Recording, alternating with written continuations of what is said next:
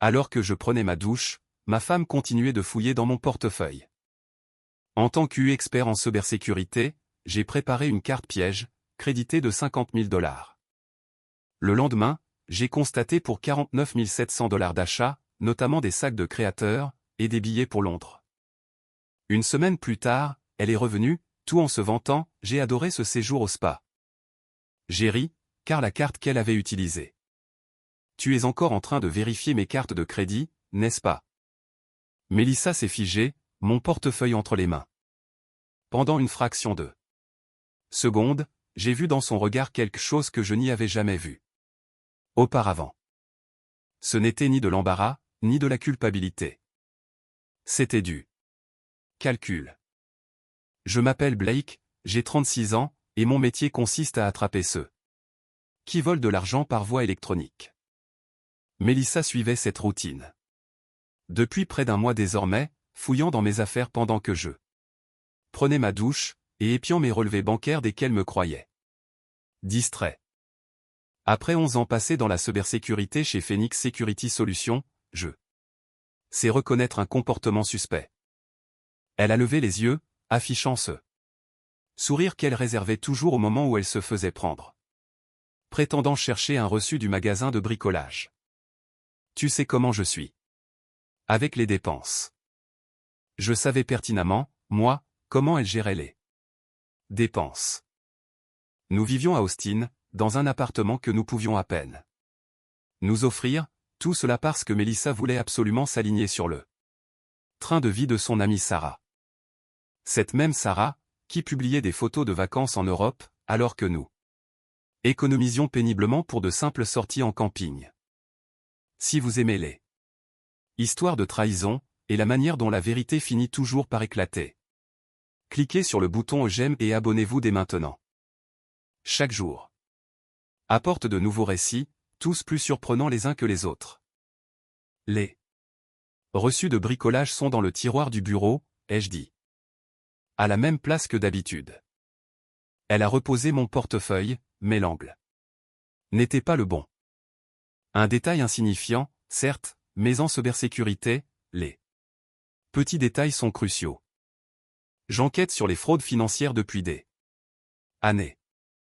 Vol d'entreprise, usurpation d'identité, ou escroquerie d'employés. Les schémas sont toujours identiques, quelqu'un obtient un accès non autorisé. Il commence petit, tâte le terrain, puis s'enhardisse. Mélissa est montée à l'étage, en disant « J'appelle ma sœur pour organiser Thanksgiving. » Je l'ai regardé s'éloigner, puis j'ai vérifié mon portefeuille.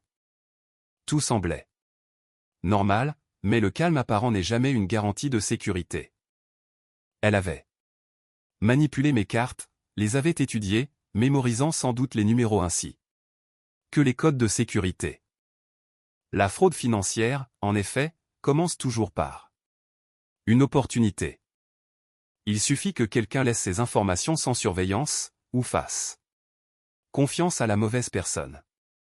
J'ai vu des mariages détruits par de telles situations bien plus souvent que je ne saurais le dire.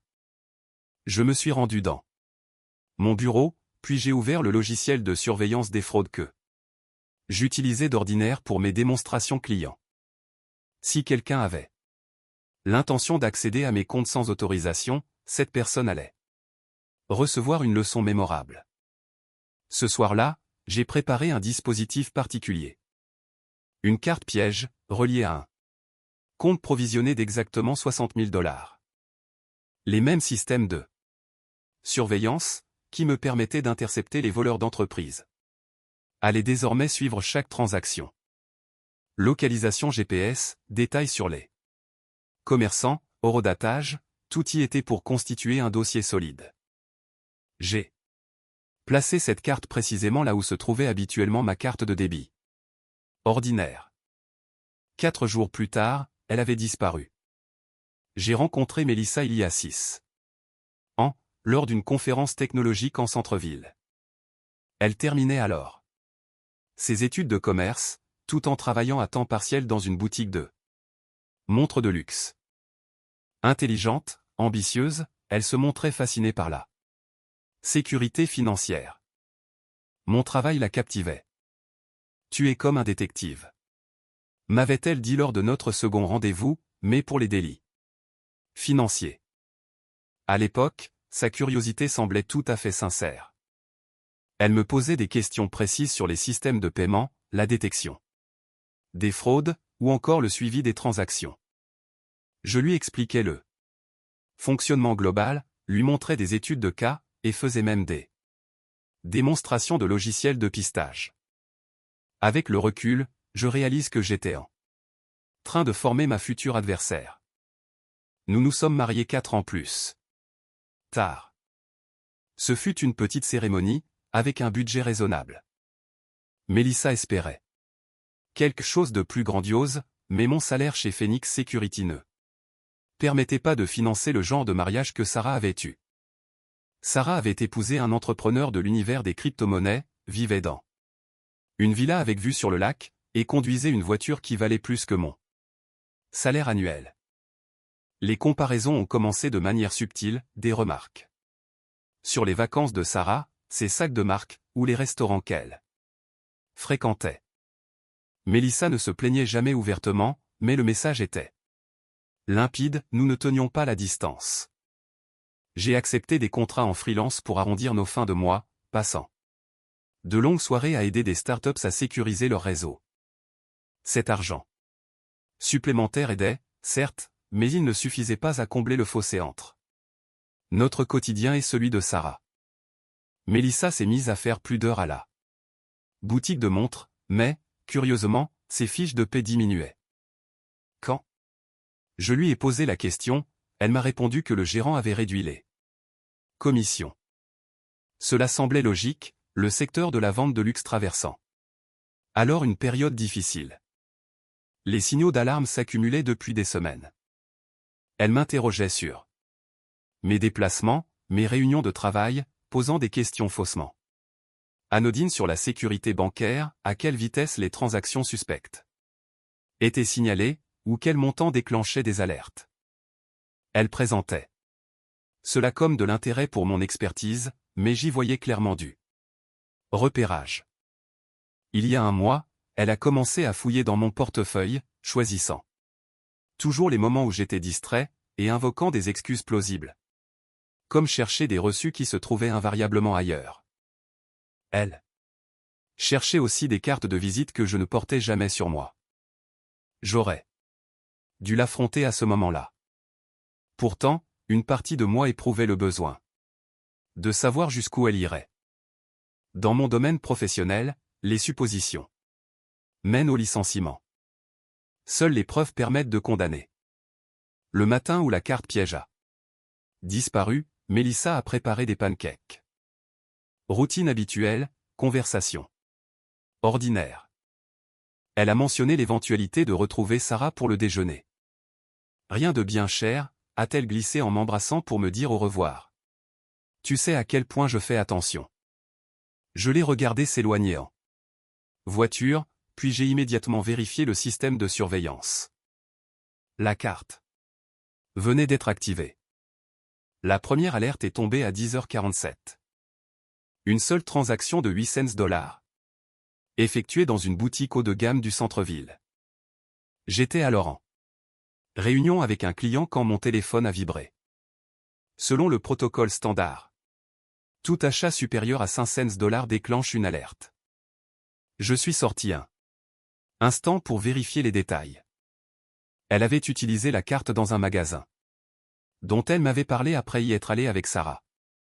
Des accessoires de créateurs, des sacs à main de luxe, le genre d'établissement qui ne reçoit que sur rendez-vous.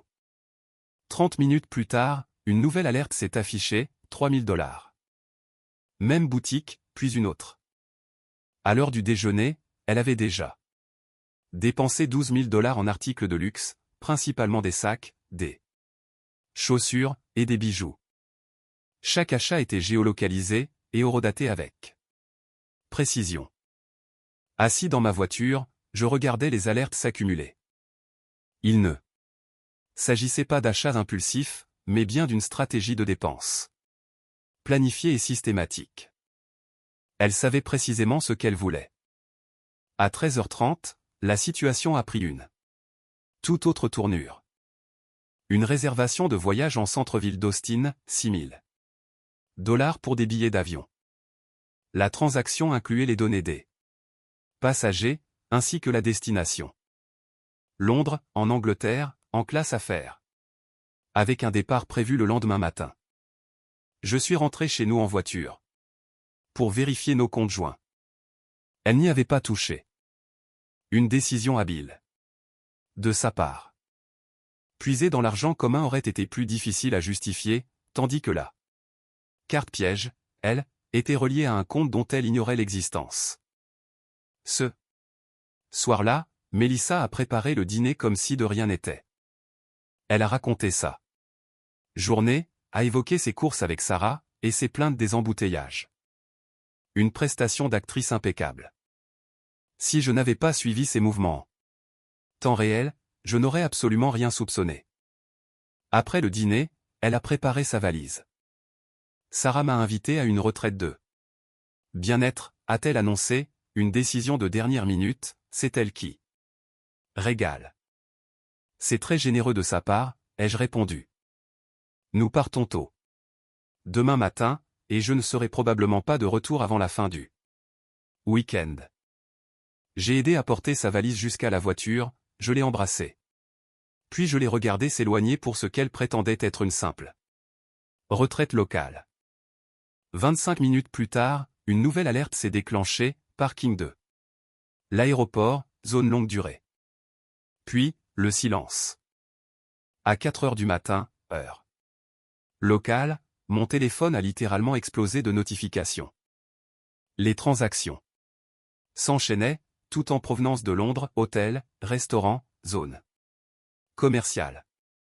La carte piège finançait des vacances en Europe, tandis que j'étais assis dans notre appartement d'Austin, à observer chaque dollar volé en temps réel. Elle pensait me voler, mais à la place, elle documentait ses propres délits avec une précision numérique absolue. J'ai préparé du café, puis je me suis installé pour observer la situation. 11 années d'enquête sur les fraudes m'avaient appris la patience, des preuves recueillies minutieusement sont des preuves indiscutables devant un tribunal. À la fin de la semaine, elle avait dépensé près de $50 000 de ce qu'elle croyait être mon argent. L'alerte internationale s'est déclenchée dès le deuxième jour de la prétendue retraite de Mélissa. Ce système de surveillance des fraudes avait été conçu pour détecter les délits complexes, et il fonctionnait très efficacement. Chaque transaction envoyait des notifications à plusieurs bases de données, mon propre système de suivi, le réseau Phoenix Security Network, ainsi que les protocoles de traçage internationaux. Dès le mercredi, Mélissa avait déclenché des mesures de sécurité dépassant tout ce qu'elle pouvait imaginer. La carte piège n'était pas seulement surveillée par mes soins. Elle a été signalée par des systèmes traquant les dépenses internationales suspectes, ainsi que le blanchiment d'argent potentiel.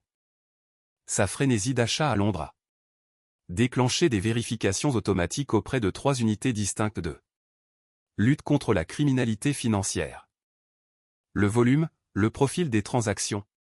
Des vols en première classe payés avec une carte inactive depuis des mois, et des achats de luxe totalisant des dizaines de milliers de dollars en quelques jours, suggéraient soit une immense fortune légitime, soit une activité criminelle. Le genre de dépenses qui déclenche des alertes rouges dans tous les réseaux bancaires internationaux. Le jeudi après-midi, j'ai reçu un appel de l'agent Lisa Chen, du Financial Crime Enforcement Network, l'agence même avec laquelle je collaborais pour les dossiers d'entreprise. Blake, nous avons détecté une activité inhabituelle sur l'un des comptes que vous surveillez, m'a-t-elle annoncé. Il s'agit de transactions internationales, dont le volume et la régularité suggèrent une possible utilisation non autorisée. Je suis au courant, lui. Ai-je répondu, cela s'inscrit dans le cadre d'une enquête personnelle. Une enquête personnelle. Quelqu'un de mon entourage accède à des données financières sans autorisation. J'ai mis en place un système de surveillance pour documenter l'étendue de la fraude. Un long silence s'est installé à l'autre bout du fil. Blake, êtes-vous en train de me dire que vous menez une opération d'infiltration contre un membre de votre propre foyer? Je documente un accès non autorisé à des comptes financiers. La cible pense pouvoir utiliser ces fonds sans être repérée, mais elle se trompe. L'agent Chen est resté muette. Un court instant. De quelle somme d'argent parle-t-on? Environ 47 000 dollars à ce jour. Tout est tracé, documenté, et lié à des comptes auxquels la cible n'a jamais été autorisée à accéder. Blake, comprenez-vous dans quoi vous venez de mettre les pieds? Ce n'est plus une simple fraude privée. Les transactions internationales dépassant un certain seuil déclenchent automatiquement des enquêtes pour blanchiment d'argent. Les douanes britanniques ont déjà été alertées. Les services d'immigration ont également signalé son passeport, pour un contrôle approfondi à son retour. Je me suis assis à mon bureau, puis j'ai affiché les journaux de transaction. L'escapade européenne de Melissa venait de passer d'un simple vol domestique à une enquête internationale sur la criminalité financière. Son utilisation non autorisée de la carte piège avait généré une piste numérique s'étendant sur plusieurs pays, mobilisant désormais de nombreuses forces de l'ordre. Que va-t-il se passer lorsqu'elle tentera de rentrer, ai-je demandé. Un contrôle douanier approfondi, ainsi qu'un interrogatoire financier détaillé. Si elle s'avère incapable de prouver la provenance légitime des fonds pour ses achats, la situation va très vite se compliquer pour elle. Mais la suite de la révélation de l'agent Chen a bouleversé tout ce que je croyais savoir sur la trahison de Melissa. Blake, nous suivons les transactions de votre épouse sur plusieurs réseaux. A-t-elle poursuivi, et ce n'est pas la première fois qu'elle utilise des informations financières volées pour voyager à l'étranger. J'ai eu un nœud à l'estomac. Que entendez-vous par là? Nous avons découvert des traces de dépenses similaires remontant à 14 mois. Des cartes différentes, des comptes distincts, mais exactement la même signature comportementale. Voyage de luxe, boutique haut de gamme, hébergement en première classe. Je me suis assis lourdement sur une chaise de ma cuisine. C'est impossible. Elle n'a jamais voyagé à l'étranger sans moi. D'après nos registres, elle a pourtant effectué 3 voyages précédents en Europe, en utilisant des coordonnées financières qui n'étaient pas à son nom, Paris, Barcelone, et Amsterdam. À chaque fois en classe affaires, dans des hôtels de luxe, et systématiquement financés par des comptes auxquels elle n'aurait jamais dû avoir accès. La pièce s'est mise à tourner autour de moi. Les comptes de qui? L'enquête se poursuit, mais les premiers éléments suggèrent qu'elle a collecté des informations financières de sources multiples, des cartes de crédit de son employeur, d'anciens colocataires, et même de membres de sa propre famille. Ce soir-là, Melissa m'a appelé depuis Londres. Le bruit de fond laissait deviner l'ambiance d'un restaurant gastronomique. Blake, chérie, je passe un séjour absolument incroyable, a-t-elle dit, Sarah connaît toutes les bonnes adresses ici. Nous faisons les magasins, et nous dînons dans des restaurants fabuleux. J'ai marqué un temps d'arrêt. Elle venait de m'avouer qu'elle se trouvait à Londres, alors qu'elle était censée se détendre dans une retraite locale. À Londres, ai-je demandé prudemment. Un silence s'en est suivi, puis un rire forcé. J'ai dit Londres? Oh, je voulais dire que la retraite propose ce thème européen. Il y a de la musique classique, et le personnel a des accents de là-bas. On se croirait à Londres, sans même quitter le Texas. Cela semble très recherché.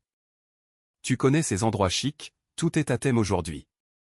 Oh, et j'ai trouvé une boutique merveilleuse dans la galerie de l'hôtel. Je t'ai dégoté un cadeau très spécial. Dès qu'elle a raccroché, j'ai vérifié les journaux d'activité. 3 nouveaux achats avaient été validés ce soir-là. 2000 $ dans un restaurant, 1500 $ chez un caviste, et 4000 $ dans ce qui s'apparentait à une bijouterie sur Bond Street. Le vendredi Matin, l'agent Chen m'a rappelé. Blake, nous devons nous voir en personne. La dimension internationale de cette affaire dépasse désormais largement la simple fraude privée. Pouvez-vous passer cet après-midi? Je me suis rendu en voiture au bâtiment fédéral, dans le centre-ville d'Austin, pour y retrouver l'agent Chen. Nous sommes installés dans une salle de conférence encombrée de documents, d'impressions de transactions, et d'écrans affichant des données de suivi financier. Le profil de dépenses de votre femme a déclenché des enquêtes dans 3 pays différents, m'a-t-elle expliqué. Le Royaume-Uni, la France, et les États-Unis.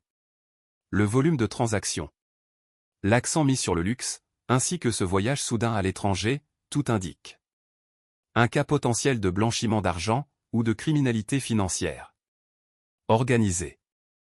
Ce n'est pas du crime organisé, ai-je rétorqué, c'est une trahison personnelle.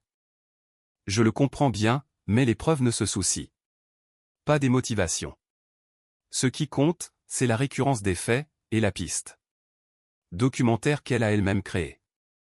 Blake, est-ce que tout va bien, a-t-elle demandé. Je dois vous interroger. Au sujet des voyages de Melissa, de ses retraites, et de ses sessions de shopping. À combien de ces séjours avez-vous réellement participé ensemble? Après un long silence, Blake, je n'ai pas fait de voyage avec Melissa depuis plus d'1 an. Nous avons pris un café le mois dernier, et c'est tout. Pourquoi? Les pièces du puzzle commençaient enfin à s'assembler. Melissa se servait de Sarah comme d'une couverture. Chaque retraite avec son ami n'était en réalité qu'une escapade criminelle en solitaire, financée par l'argent volé. L'agent Chen m'a rappelé cet après-midi-là avec plus de détails. Nous avons identifié au moins 6 comptes différents auxquels elle a accédé. Sans aucune autorisation, m'a-t-elle appris, la carte de crédit professionnelle de son employeur, les comptes personnels de sa sœur, et des cartes de crédit appartenant à d'anciens collègues. Le profil des opérations suggère qu'elle recueillait systématiquement des données bancaires, puis les utilisait pour s'offrir un train de vie luxueux. Comment a-t-elle pu obtenir l'accès à tous ces comptes? L'enquête est en cours, mais il semble qu'elle photographiait les cartes, mémorisait les numéros et utilisait même son poste à la bijouterie pour accéder aux coordonnées de paiement des clients. Travailler dans cette boutique de montres constituait effectivement le poste idéal pour subtiliser les données de clients fortunés. Ce soir-là, j'ai fouillé dans les affaires de Melissa. Dissimulé dans sa boîte à bijoux, j'ai découvert un carnet rempli de numéros de cartes de crédit, de dates d'expiration, de codes de sécurité, ainsi que de noms totalement inconnus. C'étaient les informations de cartes qui ne lui appartenaient pas. Tout en bas de la page figurait une liste de villes européennes, accompagnée de dates et de montants, un véritable registre criminel répertoriant des années de vol. Mon téléphone a retenti, c'était Melissa qui appelait de Londres. Blake, je serai à la maison demain soir, j'ai vraiment hâte de te voir. Moi aussi. J'ai hâte de te revoir, lui ai-je répondu. Ce que je me suis bien gardé de lui préciser, c'est que des agents fédéraux l'attendraient de pied ferme. Le dimanche matin, l'agent Chen m'a téléphoné pour régler les derniers détails de coordination. Le vol de Melissa devait atterrir à l'aéroport d'Austin-Bergstrom à 19h30. Le service des douanes et de la protection des frontières avait été informé des détails de l'enquête. Les agents de l'immigration se tenaient prêts à appliquer des procédures de contrôle renforcées. À l'atterrissage, elle passera d'abord par le contrôle normal des passeports, m'a expliqué l'agent Chen, puis elle sera dirigée vers une zone d'inspection secondaire pour un contrôle douanier de routine.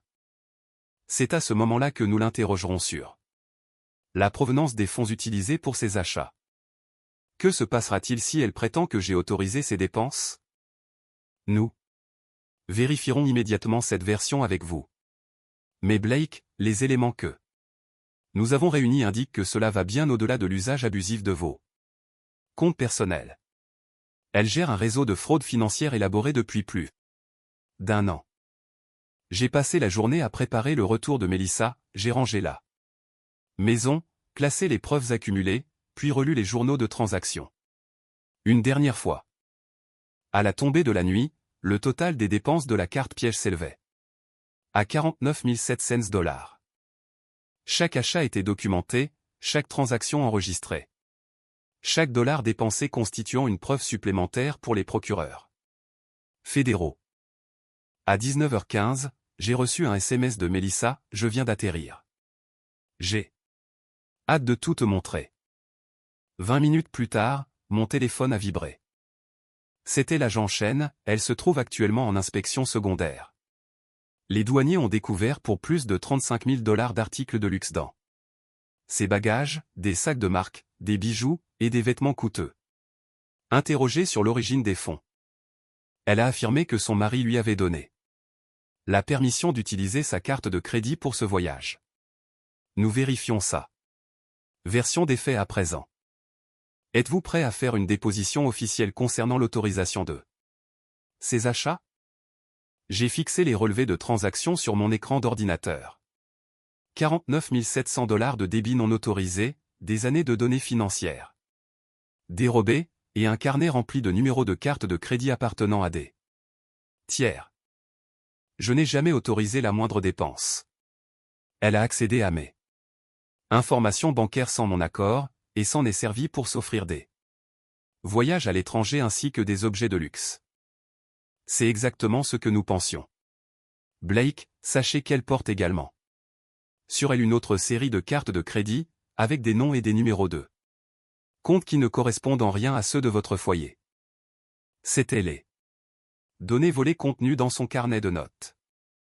Même sur son vol de retour, Mélissa transportait avec elle les preuves de ses méfaits. À 20h45, l'agent Chen m'a rappelé. Elle vient d'être arrêtée pour fraude à la carte de crédit, usurpation d'identité, et blanchiment d'argent à l'échelle internationale. Les éléments fournis par votre système de surveillance, alliés aux cartes volées trouvées sur elle, nous permettent de constituer un dossier fédéral extrêmement solide. Que va-t-il se passer maintenant? Elle va être placée en détention fédérale. En attendant sa mise en accusation. Compte tenu de la dimension internationale et de la complexité des méthodes employées, elle risque une peine d'emprisonnement particulièrement lourde. À 21h30, j'ai reçu un appel d'un numéro inconnu. Blake, c'est Mélissa. J'ai droit à un appel téléphonique.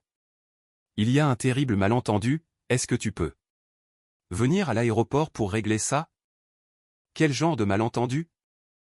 Il s'imagine que j'ai volé de l'argent pour mon voyage.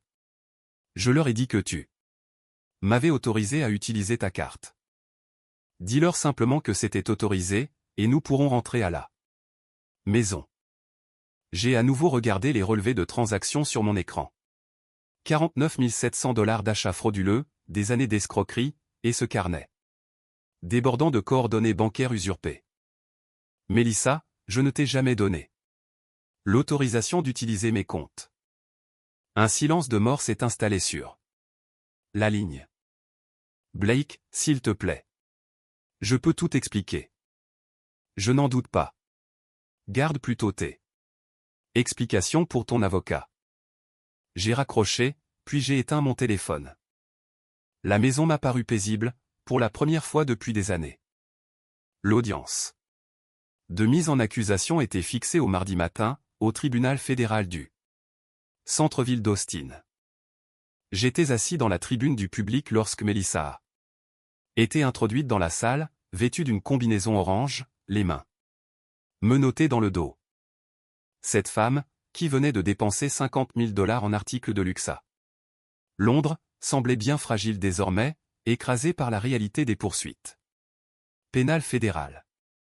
Le procureur adjoint des États-Unis, Sarah Rodriguez, a lu l'acte d'accusation à voix haute, fraude bancaire, usurpation d'identité, blanchiment d'argent à l'échelle internationale, et association de malfaiteurs en vue de commettre des délits financiers.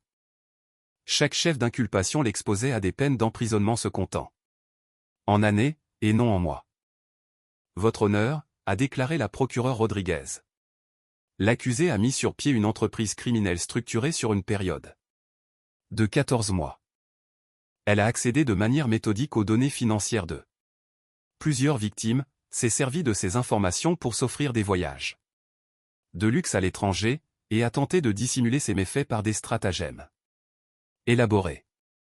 L'avocat commis d'office de Mélissa a plaidé pour une libération sous caution, arguant qu'il s'agissait d'un premier délit et qu'elle présentait des garanties de représentation locale.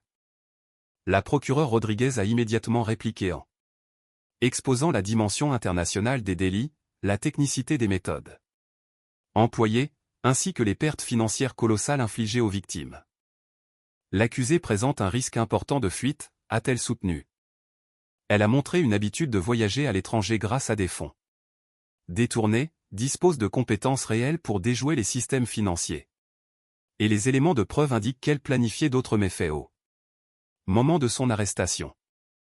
Le juge Robert Martinez a examiné les pièces du dossier, notamment le carnet contenant les coordonnées bancaires volées trouvées sur Mélissa, ainsi que les journaux détaillés des transactions issues de mon système de surveillance.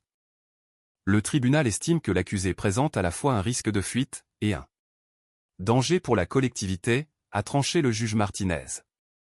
La nature systématique de ces infractions, leur portée internationale, et l'ingéniosité des procédés mis en œuvre laissent craindre une forte probabilité de récidive en cas de remise en liberté. La demande de caution est rejetée. Mélissa s'est retournée vers moi alors qu'on l'emmenait, mais je n'ai pas fait un geste. Devant le tribunal, l'agent Chen m'a remis un dossier contenant les modalités de recouvrement financier. Les 50 000 $ de votre compte piège vous seront restitués dans un délai de 30 jours, m'a-t-elle assuré. Quant aux autres victimes, nous collaborons avec les forces de l'ordre international afin de localiser et récupérer les sommes détournées. Je suis rentré dans une maison vide, puis j'ai commencé à passer des appels pour modifier chaque mot de passe, chaque numéro de compte, et chaque donnée bancaire auquel Mélissa avait pu avoir accès. 4 mois plus tard, Mélissa a plaidé coupable des accusations fédérales de délit financier. Les preuves étaient accablantes, les journaux de transactions de mon dispositif de surveillance, le carnet de cartes dérobé, ainsi que les témoignages d'autres victimes qui avaient financé ces escapades européennes sans le savoir. Elle a écopé d'une peine de 96 mois d'emprisonnement en prison fédérale, assortie de 36 mois de liberté surveillée.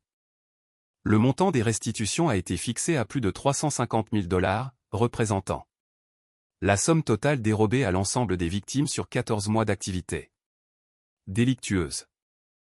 La bijouterie où elle travaillait a également fait l'objet d'une enquête. Le propriétaire, Michael Santos, a découvert que Mélissa photographiait régulièrement les cartes de crédit de ses clients lors des encaissements, profitant de son statut pour collecter les données bancaires d'une clientèle aisée. 4 autres victimes se sont manifestées, toutes étaient des clientes de l'établissement qui avaient constaté, plus tard, des débits frauduleux sur leur relevé de compte. Sarah m'a téléphoné après le prononcé du jugement, Blake. Je n'avais absolument aucune idée de ce qu'elle fabriquait. Toutes ces fois où elle prétendait que nous voyagions ensemble, elle nous mentait à tous les deux. Je sais que je ne suis pas la seule qu'elle a trompée. Y a-t-il quelque chose que je puisse faire? Rappelle-toi simplement que certaines personnes ne sont pas du tout celles qu'elles prétendent être. J'ai déménagé de la maison d'Austin 8 mois plus tard. Il y avait trop de souvenirs, trop de rappels de cette vie bâtie auprès d'une personne qui m'avait menti dès le premier jour. J'ai accepté un nouveau poste dans une entreprise de cybersécurité à Austin, spécialisée dans la prévention des fraudes financières. L'ironie de l'histoire ne m'a pas échappé. Les compétences même qui me permettaient d'intercepter les escrocs d'entreprise m'ont été indispensables pour documenter les méfaits de ma propre femme. Cette simple carte piège, destinée au départ à surveiller une épouse suspecte, a fini par mettre au jour un réseau criminel d'envergure internationale. Parfois, la personne la plus proche de vous est celle que vous connaissez le moins. Après 6 ans de vie commune, je réalise que je partageais mon quotidien avec une inconnue, qui ne voyait en moi qu'une source de revenus. De plus. Mais sa cupidité a causé sa perte. Elle s'était tellement habituée à l'illégalité qu'elle a commis une erreur fatale, elle a tenté de voler une personne dont le métier est justement d'attraper les voleurs. L'expert en cybersécurité est devenu la victime, mais il est surtout devenu celui qui a traduit la coupable en justice. Si vous avez apprécié cette histoire de trahison, et la manière dont l'expertise technique permet de révéler la vérité, merci de liker cette vidéo et de partager vos impressions en commentaire. Si vous ne l'avez pas encore fait, n'hésitez pas à vous abonner et à activer la cloche de notification pour découvrir d'autres récits de ce genre. Merci pour votre attention, et à bientôt pour une prochaine histoire.